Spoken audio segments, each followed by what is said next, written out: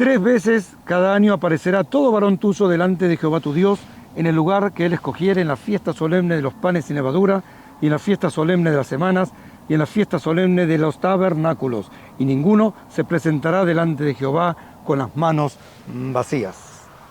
Shalom amigos y felices fiestas. Les habla Sergio Bacari del canal Bacari Suelto en Israel, otra vez con ustedes. Y lo que Ale Zipperfall acaba de leer es un versículo de Deuteronomio 16:16. Desde ya muchas gracias por esta compañía. Hoy, Domingo de Ramos en Israel. Lamentablemente, amigos, hermanos, este año no pueden ser partícipes de las peregrinaciones tradicionales, pero le pedí a este brillante, diplomado y reconocido guía de turismo, Ale, que nos haga un recorrido por este lugar para que, por lo menos de manera virtual, los hermanos cristianos de todo el mundo sean partícipes de aquel Domingo de Ramos, entrada triunfal. Y para un judío como yo que no sabe nada, y para mucha gente en el mundo que tampoco sabe nada, ¿qué es el Domingo Triunfal? El Domingo Triunfal prácticamente es el momento en el cual el pueblo de Israel, y entre ellos Jesús, llegan a Jerusalén. Y comienza lo que nosotros llamamos la entrada triunfal a Jerusalén, que es el comienzo de la Semana de la Pasión, que empieza en ese evento y termina con la crucifixión y el entierro de Jesús. Es toda una semana que se celebra aquí en Jerusalén.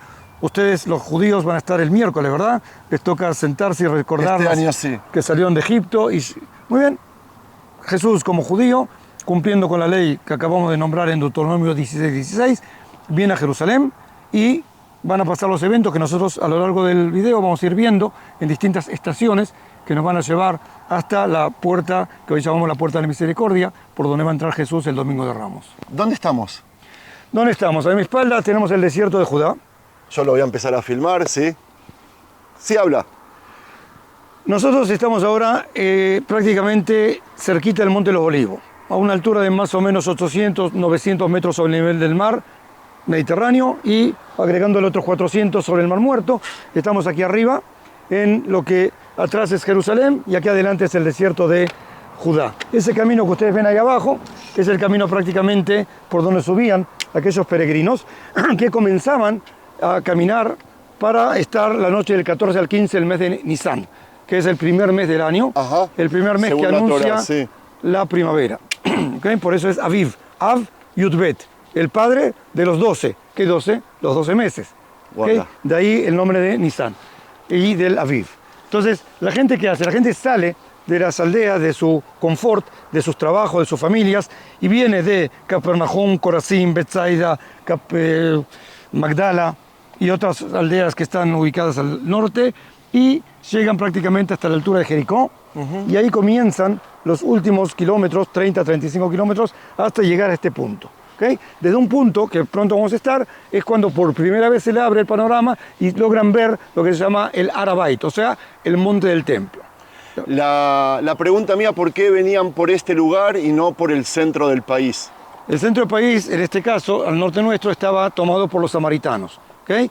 Y por un motivo que no vamos a entrar ahora, ellos tenían que hacer un bypass y llegar por vía Jericó. Y además era altura, era difícil caminar y acá tenían fuentes de aguas y tenían... Entonces 3 veces por año venían los peregrinos de la Galilea y de todo el norte por este lugar.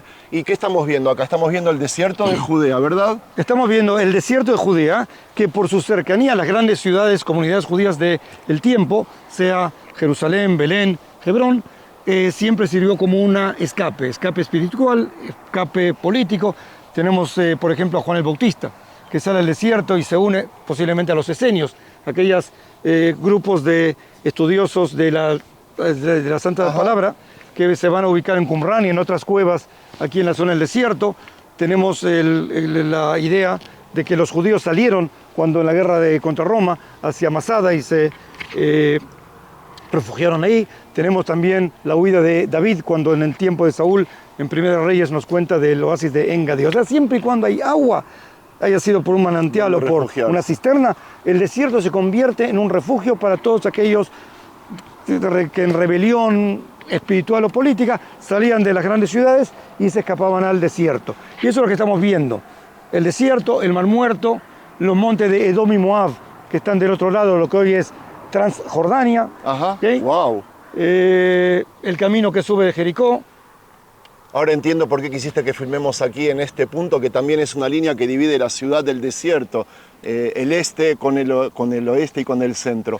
¿Y qué te parece que empecemos a caminar, Ale?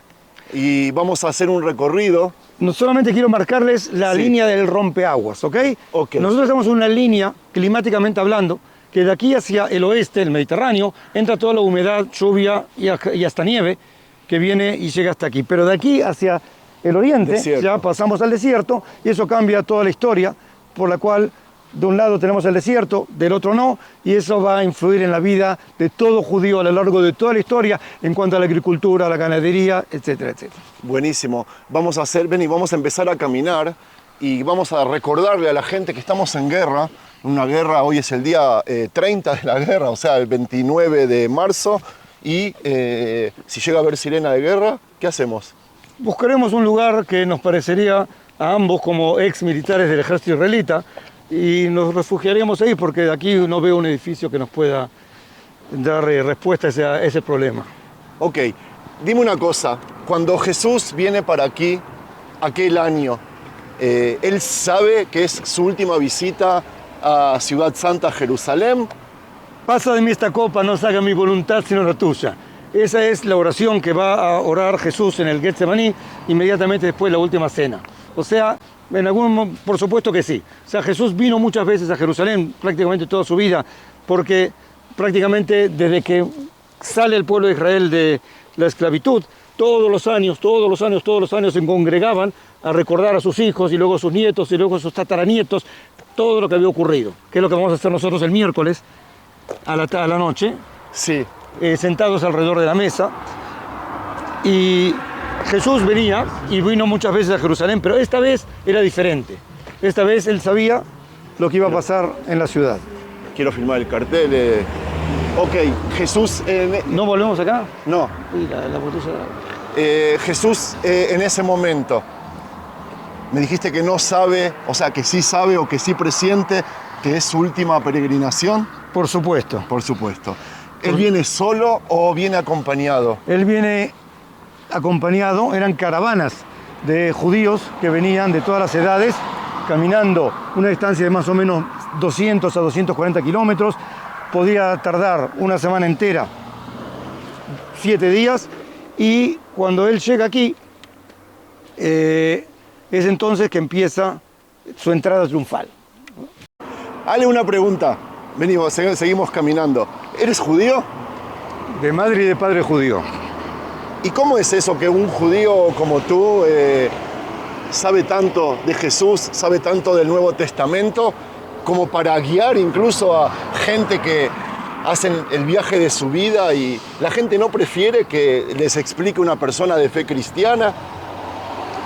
Yo siempre trato de decirles que a los pastores que no me bauticen y yo no los circunciso. ¿Ok? O sea, hacemos un pacto que ellos no me van a bautizar y yo no los voy a hacer la circuncisión. Quiere decir que en ese encuentro entre dos mundos, lo que en Efesios aparece dos pueblos en uno, ¿ok?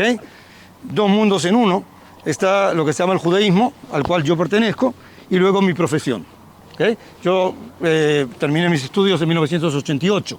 O sea, puedes hacer la cuenta de ya casi 40 años caminando tras las huellas del maestro de Galilea, y he tenido la suerte de haber tenido grandes pastores y maestros de la palabra.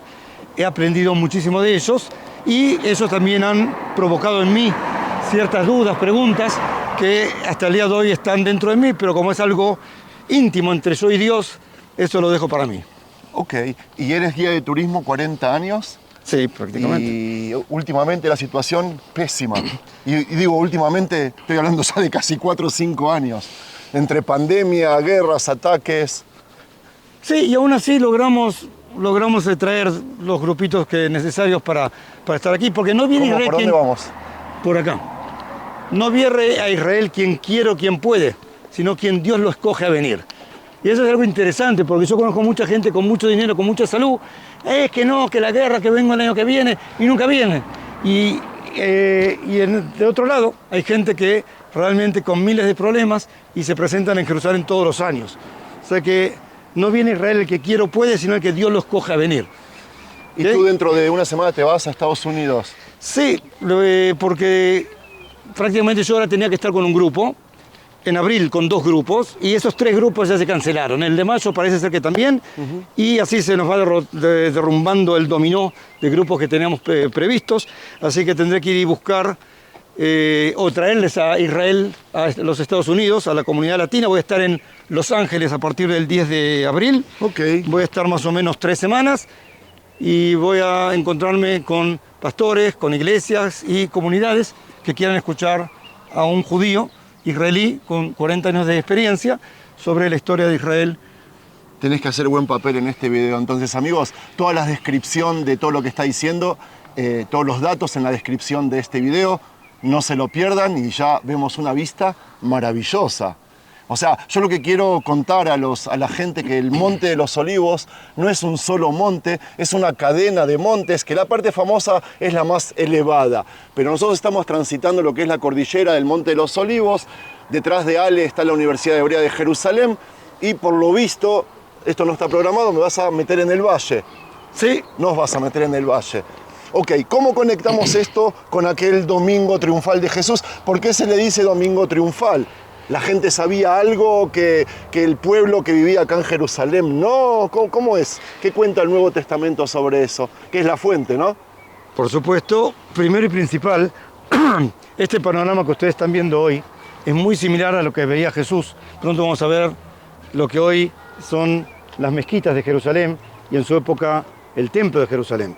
Pero aún no llegamos a ese punto al cual estamos yendo, pero sí podemos ver las flores de la primavera. ¿Okay? Esas flores en la primavera de Israel son flores que hacen una alfombra de colores. ¡Wala! Que prácticamente, fíjate aquel árbol que está ahí, ¿lo ves? Sí, ahora lo vamos a ir. Hermoso, ¿verdad? El lila. Entonces, esa es la bienvenida que recibía el pueblo de Israel cuando venía en primavera. Después de haber pasado el invierno, Claro. ellos llegaban. Es la primera peregrinación del año, además. Exacto. ¿Okay?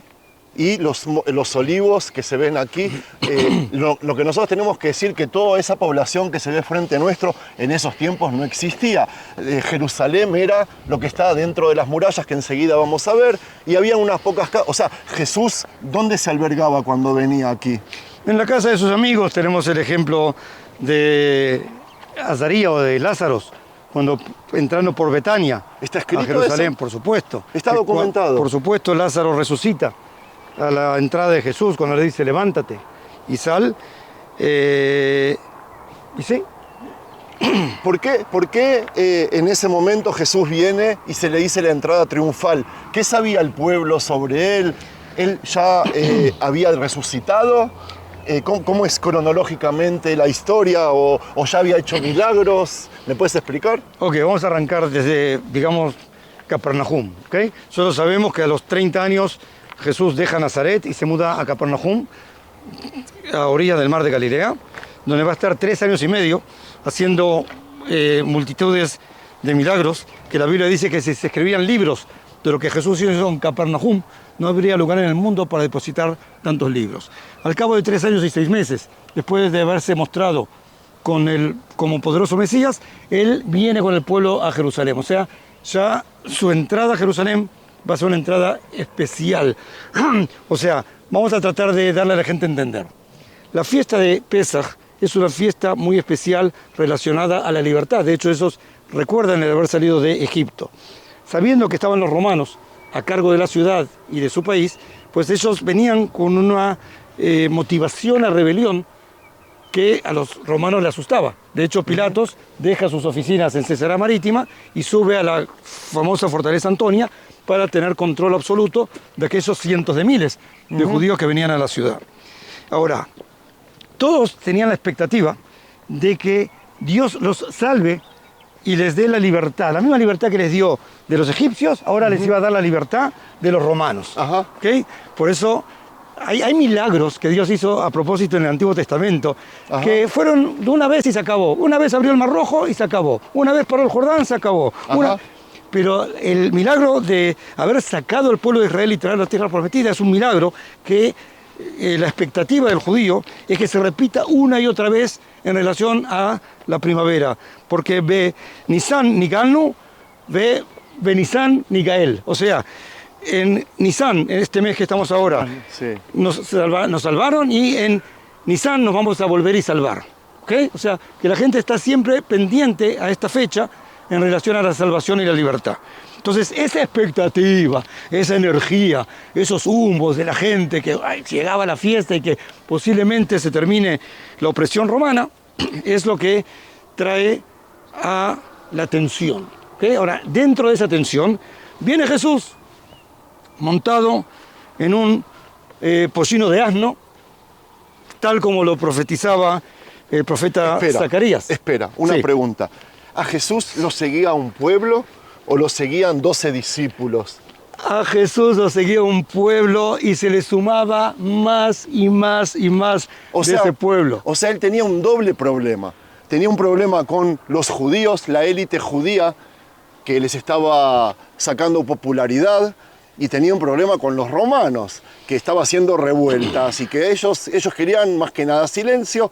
Y lo que yo tengo entendido es que los romanos estaban muy en contacto con la élite sacerdotal. Eran los sacerdotes los que estaban administrando, y acá está el árbol que me dijiste, el lila. Mirá qué bonito. Sí. Entonces el problema de Jesús era doble. Por supuesto, porque a nadie le gusta que le saquen la autoridad o que le amenacen la autoridad. La Biblia dice que cuando venga el Mesías, la institución sacerdotal va a desaparecer porque él, y solamente él, va a ser el sumo sacerdote. Quiere decir que ese oficio y más todo lo que había alrededor desaparecía al momento que el Mesías llegaba a Jerusalén. Ajá. Por lo tanto, podemos imaginarnos a los líderes de la nación temblando de que si Jesús era el Mesías, se acababan los negocios, se acababan aquellos beneficios. Él ya había que hecho sostenía. milagros Por supuesto. y estaban demostrados. Capernaum. ¿Y cuál era la duda entonces? ¿Por qué no lo aceptaron? Porque el Mesías, Si está haciendo milagros la persona esta. el hacer milagros no te hace Mesías. Hubo muchos rabinos que hicieron milagros y lo ¿sí? siguen haciendo. En el nombre del Señor hay milagros, hay gente, judíos, que van y visitan. Sanar a un ciego, Sanan ciegos, caminar por el paralíticos. agua. Sí, señor. Ok, Sí, señor. o sea, él hacía cosas que por lo general eran conocidas ahí, no había descubierto nada. No. ¿Y qué lo transforma entonces en el Mesías? Que la gente le empieza a creer y empieza a creer de que él es el elegido de Dios. Desde el punto de vista cristiano o de aquellos judíos que lo seguían. Háblame de la época, de aquella época. La Estoy viendo época- las flores, es verdad, esta alfombra es para nosotros. Me siento como en la entrada triunfal y qué pena que este año estamos solos. Esto durante la peregrinación del Domingo de Ramos. Es una multitud de gente con palmeras, hojas de palmeras, y gente, hermanos cristianos que vienen de todos lados del país, de todas las corrientes, ya sean ortodoxos, ya sean pentecostales, evangélicos, neocatecumenales. O sea, es una fiesta enorme. Qué pena. Pero bueno, perdona que te interrumpí, cuéntame. No, a propósito de lo que vos decís, si hay algo original de la época de Jesús, Sí, aquí, sí. son dos cosas. Uno, el florecer, que todas las primaveras es igual, es lo mismo que estamos viendo aquí, y eso lo vio Jesús en aquella entrada triunfal. wow. Y segundo, es el material de construcción. Porque si bien la ciudad estaba limitada a donde ven las murallas y todo lo que vemos alrededor no existía, pero el material de construcción por la ley de Jerusalén es el mismo, o sea, Piedra. Caliza. Sí. Estamos hablando de cómo y por qué los judíos querían que él era el Mesías. Claro, ¿verdad? porque lo siguieron a él, si había mucha gente que hacía milagros. Ok. Nosotros primero tenemos que empezar que Jesús vino a los judíos. Dice Juan, primero los judíos. ¿Ok? O sea que todo su intento de llegar al corazón de su pueblo era a los judíos. ¿No hace una religión cristiana? No. No te me rías, perdona. No. Simplemente él dijo que no hay que sacar ni una jota, ninguna tilde de lo que Dios dijo en su palabra. Pero en realidad, ¿No vino a abolir la ley de Moisés? Dios mío, por supuesto que no. Por supuesto, de ninguna manera. ¿Cómo que no? Él vino a establecer un reinado que, transformado en el Mesías, viene y nos trae todas esas bendiciones escritas en el Antiguo Testamento que se relacionan a la era mesiánica. Espera, ahora me estoy filmando a mí. Pero los hermanos cristianos que yo conozco no comen kosher, no se hacen circuncisión, no festejan el Shabbat, no hacen nada, casi nada de lo que está escrito, ni siquiera en los 10 mandamientos. Me estás diciendo que Jesús, o sea, que Jesús quería otra cosa. Poneme orden, por favor. Muy simple. Vamos hasta Noé, ¿ok? Hasta Noé había 7 preceptos bíblicos que toda la humanidad tenía que cumplir, y nosotros, los judíos, ya en el Sinaí, recibimos los 613 mandamientos bíblicos, que se nos suma a causa de que Dios tiene un propósito con este pueblo, de que sea un diamante tallado, ¿ok? Brillante, Sí. que sirva como ejemplo a las naciones, ¿ok? Ahora, por supuesto que en cierto momento los judíos que reciben la palabra comienzan a practicar esos preceptos, lo que les da la ley, pero los cristianos van a recibir la gracia en el monte de las bienaventuranzas, ¿ok? Y aquí vamos a tener Si no habían cristianos. gente que va a creer en Jesús. Exacto, cristiano sí que lo sabía, y te voy a decir por qué. Cristianos es una terminología griega que dice Cristo. Cristo quiere decir el ungido. Mesías, sí, ungido. Ellos creyeron que Jesús era el Mesías. Si bien no podemos decir que era una religión cristiana, pero ellos eran cristianos. Ok, entiendo. ¿Está claro? Sí. Ahora, ellos venían, por ejemplo, desde que Jesús se declara en Lucas 4, en el versículo 16, hay un evento conmovedor allá en la sinagoga de Nazaret, donde él les lee Isaías capítulo 61. ¿Ok? Y es donde él arranca diciendo, hoy se cumplió... Que lo quieren tirar al precipicio. Exacto. Hoy se cumplió ante vosotros la palabra del profeta, como del Mesías, ¿ok? O sea, del profeta Isaías. Él se autoconsideraba Mesías. Claro, pero hay gente que se equivoca y dicen que ese versículo o esas profecías que él lee de Isaías 61 es de casualidad. Y no es de casualidad. Es el párrafo semanal que toca después de haber leído la ley. Cerrando el libro, dice que abrió otro libro. Y ese es un libro de profecías. Y en esa profecía tocaba leer Isaías 61. O sea que era el maftir. Él era el que leyó el haftará. O sea, el octavo. Porque son 7 los que leen la ley. Ajá. Y el octavo es que él cierra el culto leyendo una profecía. Esa profecía coincide ser Isaías 61, que dice: el Espíritu de Dios está sobre mí, por cuanto me ha ungido a dar buenas nuevas a los pobres, libertad a los cautivos. Y cuando termina de leer, le dice: hoy se cumplió ante vosotros las palabras del profeta en relación al Mesías. Yo soy el Mesías. Ok, O sea, y hay gente que lo quiso tirar por el precipicio, y hay gente que se convenció, Exacto. le creyó y lo empezó a seguir. Al principio fue 1, después 10, después 100, ahora me está diciendo que es todo un pueblo que vino hasta acá diciendo: acá traemos al Mesías. Exacto. Uy, qué lío, no me lo quiero imaginar. Pobrecito. Ok, entonces se le dice que, ¿por qué le dicen que es la entrada triunfal? ¿Qué pasa ese día que es la entrada triunfal? ¿Es consagrado? ¿Es ungido? Llegó la hora de, así como la declaración mesiánica que les dio en la sinagoga de Capernaum, de Nazaret, ahora era la hora de su entrada triunfal a la ciudad. ¿Okay? Ya había acumulado cierto número de gente que los esperaban aquí con palmeras, con hojas de palmeras, de olivos, y gritaban: Hosana el que viene en el nombre del Señor, todos muy contentos y alegres. Hoshiana. Los mismos que lo recibieron el domingo de Ramos cuando él al bajar, son los mismos que días después lo van a gritar: ¡crucifíquenlo! ¡Crucifíquenlo! ¿Los mismos? Claro, porque de alguna manera se les va a dar vuelta a la tortilla. O sea, ellos entienden que se les va de las manos, toda la situación sale de control. ¿Okay? Jesús entra a la ciudad, les da vuelta a las mesas a los mercaderes. ¿Por qué? Y porque ahí había cambistas en la moneda del medio Estaba shekel. en contra de la corrupción. Corrupción y convertir la casa de Dios en un mercado. ¿Ok? O sea, ya estamos viendo a un Jesús que baja con un pollino de asno. O sea, Zacarías 9:9. Se está cumpliendo la profecía de Zacarías. ¿Qué dice Zacarías 9:9? Zacarías 9:9 dice de que Yo mientras quiero mostrar a la gente, lo que ven ahí es las murallas de Jerusalén, esa cúpula dorada, el domo de la roca, es donde estaba exactamente el templo de Jerusalén y hacia donde apuntaba Jesús cuando venía acá. Ahí subía todo el pueblo.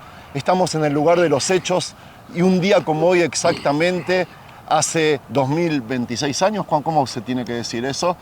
Fue aquel domingo triunfal. ¿Qué dice el versículo, Ale?